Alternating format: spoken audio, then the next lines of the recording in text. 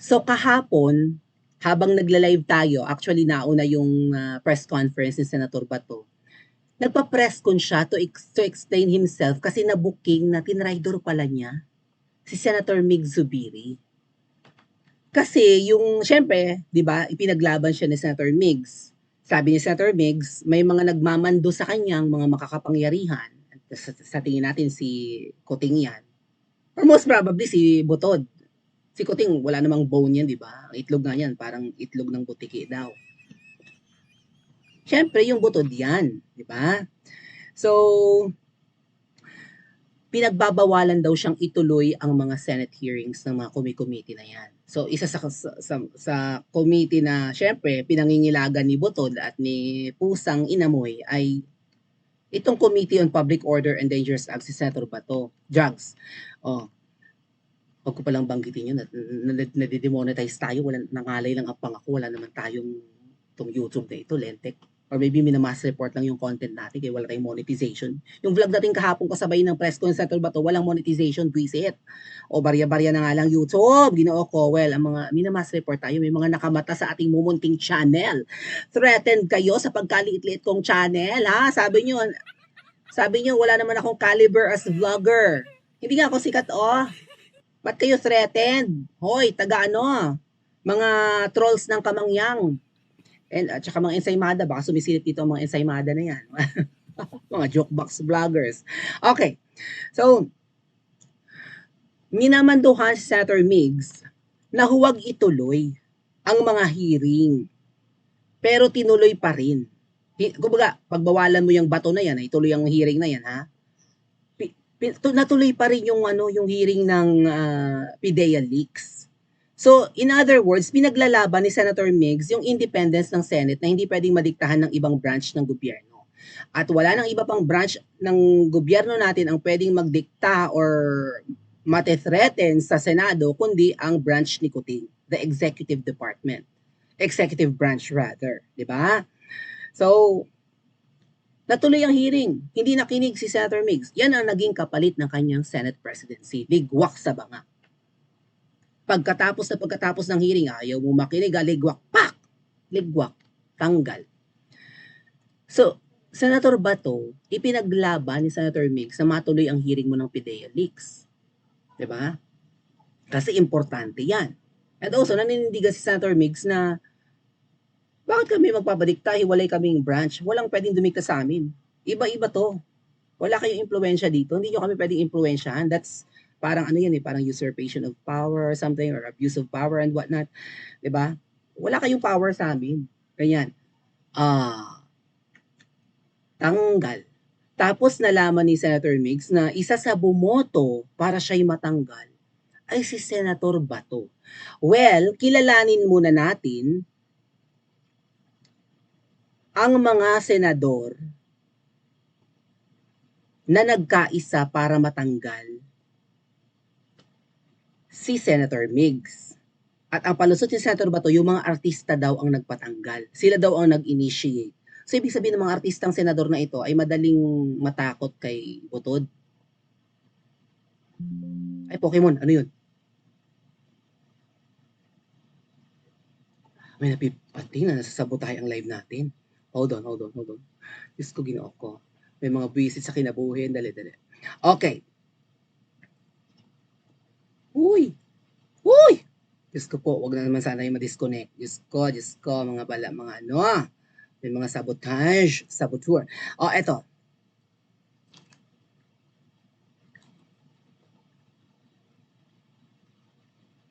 Yung 15 senators na bumoto para masipa si Mig Zubiri.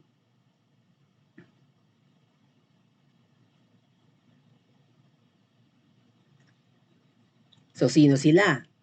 Alan Cayetano, kaalyado ni PRRD. Tanungin ko kayo, sumasama ba si Cayetano sa mga maisog rally ni PRRD?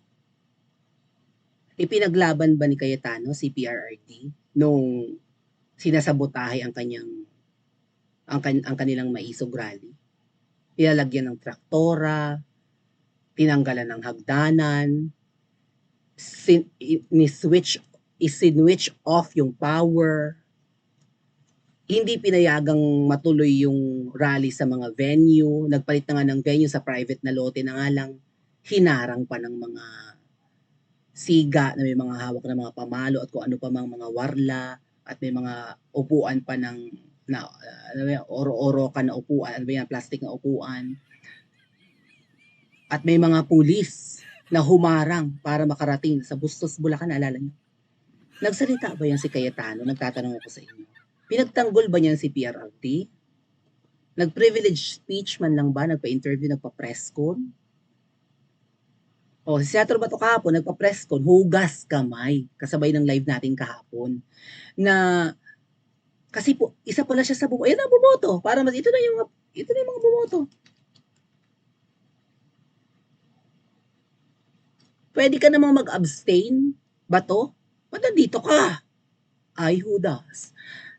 Pia Cayetano. Anong asahan mo sa mga Cayetanos, mga kuya? Ronald De La Rosa. Cheese Escudero. Dahil siya nga ang pumalit eh. Si Cheese daw ang utak niyan. According to Jinggoy, andyan din si Jinggoy. Nasa hilera talaga sila. Nasa taas na hilera.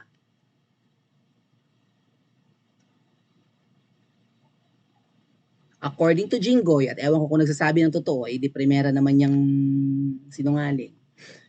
3 days bago magkaroon ng Senate hearing na pinakulong nila si Sir Jonathan Morales at saka si Picoy, kinausap daw siya ni Cheese at gusto daw ni Cheese na maging Senate President. Jinggoy, iba nakarating sa amin. Ikaw ang gustong-gusto na maging Senate President at hindi si Cheese.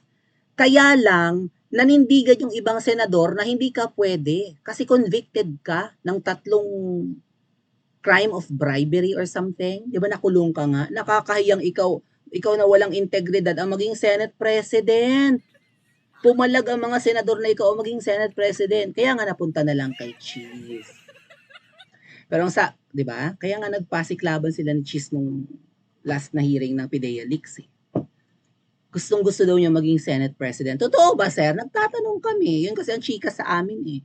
Hindi lang pumayag ang ibang senador na ikaw kasi wala kang kredibilidad.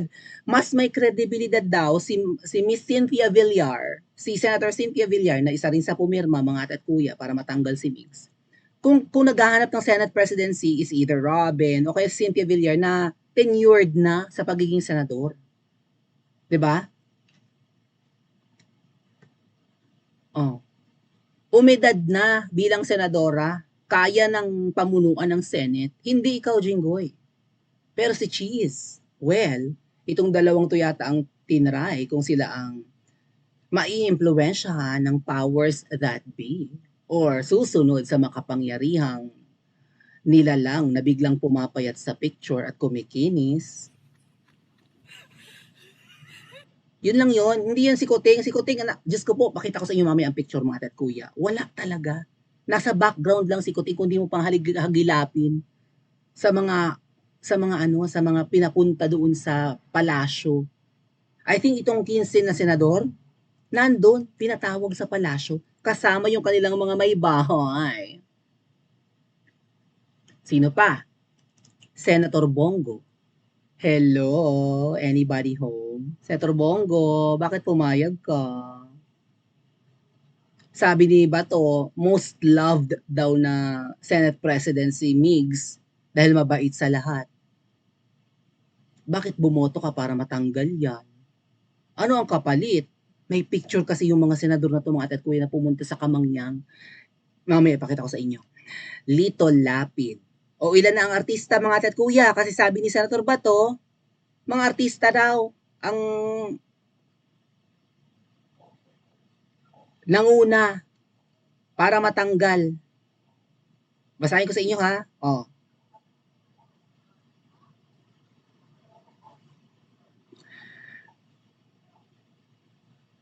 Wala pa yung PIDEA Leaks investigation, nandyan na yung panahon ni Senator Jinggoy na gustong si Jinggoy ang may utak, di ba? Gusto niyang i-kudeta si Migs.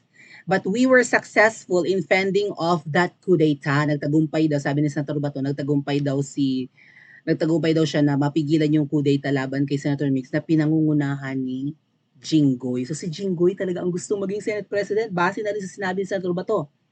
Ito ngayon, na-rekindle na lang itong another effort na magkaroon ng coup, particularly sa grupo ng mga artista. Artistang senador. Oh, Senator Bato, nilaglag mo na rin yung mga kapwa po senador ng mga artista na sila ang utak. I don't know kung sino sa kanila ang sasabi ng totoo. Sino ang artista din eh? Si Jinggoy. Si Lito Lapid. Yun pa lang, di ba? Amy Marcos, pumirma rin para maligwak si Senator Mix. Duh. Ramon Bong Revilla Jr., tatlo ng artista. Francis Tolentino, wala tayong maasahan dyan. Wala na. Raffy Tulfo, Robin Padilla, isa sa 15 senators. Apat ng artista. Grace Poe, Cynthia Villar, Mark Villar. Yan yung mga pumirma para matanggal si Senator Mix Zubiri. 15 senators. How many senators do we have? We have 24. O binabanggit ko kanina si Snow White, yung senadorang Snow White. Hindi siya bumoto, wala ang pangalan niya sa bumoto laban kay Senator Mix. Mabuti pa si Snow White. Kilala niyo si Snow White, mga tatkuya? Mabuti pa si Snow White, hindi bumoto. Oh, silipin ko nga yung mga iba pang senador na wala din eh. 15. Alam niyo, kung may ma-oust man, Senator Bato, hindi ka na dapat bumoto dito. Oh, ay ano nga pala mararamdaman nyo, Halito Lapid, Jinggoy, Bong Revilla, Robin, nilaglag kayo sa Senator Bato. Kayo daw ang bumuhay ulit nitong ouster plot laban kay Senator Migs. Kayong mga artista, grupo ninyo ang utak. Pinigil na nga yung planong kudita daw ni Jinggoy laban kay Migs. Nagtagumpay daw si Senator Bato. Tapos itong mga artista, gusto pa rin. Traiduran. Oh. Kaloka, di ba? Sino pa yung ibang mga senador? Baka meron ditong, yung si Snow White, wala dito sa listahan eh. Si Angara, wala din. Si Kokok, wala rin. Right? Wala si Kokok sa listahan. Oh. Oh, si Ercito, si JV Ercito, wala rin. Well, hindi na niya kailangang bumoto, di ba? Wala si JV Ercito sa listahan eh, ng 15 senators. Oh, nasa listahan po ako ngayon ng mga senador ng Pilipinas, mga tatkuya, 24 senators. Wala si JV. Si Gatchalian, wala rin. Si Sisa hindi bumoto. Pak. Alam na kasi ni Sisa na, hindi ako bumoto dyan, pak na pak. Wala si Sisa, di ba? Wala si Sisa dito sa picture. Wala si Sisa dito. Siguro nag-abstain, right? Hindi ako bumoto. Ba't dapat ganun ang ginawa mo? Anong katraidoran to? Bumoto ka laban kay Migs. Oh, sino pa ang wala? Si Lauren Lee na bawal pangalanan. Si Joel Villanueva, wala, di ba? And of course, wala din si Senator Migs kasi siya yung ino-oppose. Diyos ko po. Makinig kayo dito, mga tatkuya, sa... Diyos ko. Nagpaliwanag pa si Bato, ba't siya umiyak? Oh, sorry, sabi ni Bato, sorry boss, I failed to win the war for you because, you know what, bigyan natin, mamaya natin panoorin yung dahilan kung bakit tinrider ni Bato to ha. Mamaya may okay. Hold on.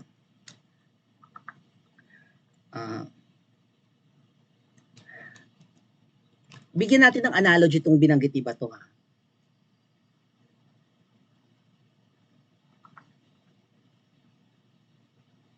Basahin ko. Sorry boss, sabi niya kay Migs, kaya nag-iyak-iyak siya nung nagsispeech na si Migs. I failed to win the war for you because I'm the one of his trusted lieutenants. Ang kanyang mission sa akin is talagang isecure yung aking partido, yung PDP na patuloy na magsuporta sa kanya. My commander, sabi niya kay Migs, sabi ni Bato, nagyakap-yakap pa yan. I'm so sorry, we lost the war. I failed the war for you, sabi niya. Tinanong naman ngayon si Senator Zubiri. Oh.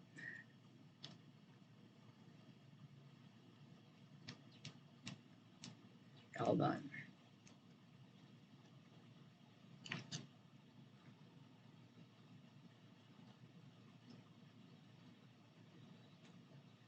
Tinanong si Zubiri kung ano ang kanyang reaksyon sa pagboto ni Senator Bato para mapatalsik siya. Ang sagot ni Zubiri, hindi ko mag-gets kung bakit binoto ako ni Bato para matanggal. Ang sabi nga, medyo pabiro pa nga yung sinabi ni Senator Mig sa interview niya sa media. ABS-CBN yung nagbalita, kaya lang nang kaka-copyright strike yung ABS, kaya hindi ko ma-play. Sabi niya, napakasakit, ang sakit. Para may konting biro, ang sakit. Bakit, di ba may narinig kayo kay Senator Mig sa ganyan? Na, or kung wala man, sabi niya, itong mga tao na nangako ng alliance sa akin or susuportahan ako, nag-message pa sa akin, tapos malaman ko ay bumoto rin pala para ako'y matanggal. Ano tawag nyo doon? Bigyan natin ng analogy mga tet kuya. Ako, tumakbong class president. May kalaban ako, sabihin na natin yung salutatorian. Tumakbo rin. Ngayon, botohan na. Halimbawa, yung classmates namin ay 20. Diba? So, ang dami nag-message sa akin, Ate Maui, ikaw buboto namin class president, gusto ka namin kasi masipag ka, no? Ano ka, dominante talaga. You're a born leader, magaling ka magpasunod ng tao, di ba? Kamay na bakal, thingy and whatnot. Sa'yo ang aming boto. Lentek, nung nagbotohan, ang nakuha kong boto, isa. Sa 20 na, kaming magkakaklase, 22. 20 yung boboto. Sabihin natin, 20 kaming lahat. Okay? Including yung kalaban kong salutatorian na tatakbong classroom president. Oh. Ang nakuha kong boto, isa. Ibig sabihin, ako ang bumoto sa sarili ko. Kaya ako confident na tumakbong classroom president. Marami akong kaibigan sa loob ng classroom, mga klase, katabi ko sa upuan na pinapakopya ko pa pagka-quiz. Mga group members ko kapag grouping na sa paggagawa ng project, pagre-report sa unahan ng classroom, di ba? Oh. Ay, sabi ko marami akong friendship, yung mga kagrupo ko, ayan, may pinsan pa akong kaklase ko, kamag-anak, itong mga katabi kong pinapakopya ko lagi, pati yung nasa likod, tinataas ko yung papel, makita lang yung sagot ko, iboboto ako nito.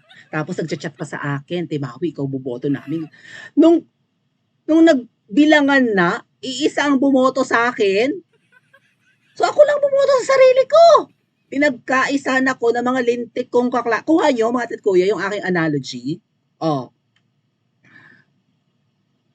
Tapos biglang, syempre nalaman ko na ganun ang resulta. Ang sagot ko, hindi ko mag-gets bakit hindi ako binoto ng mga nag-message. Ang tawag mo dun? Plastic. Traidor, hudas. Okay?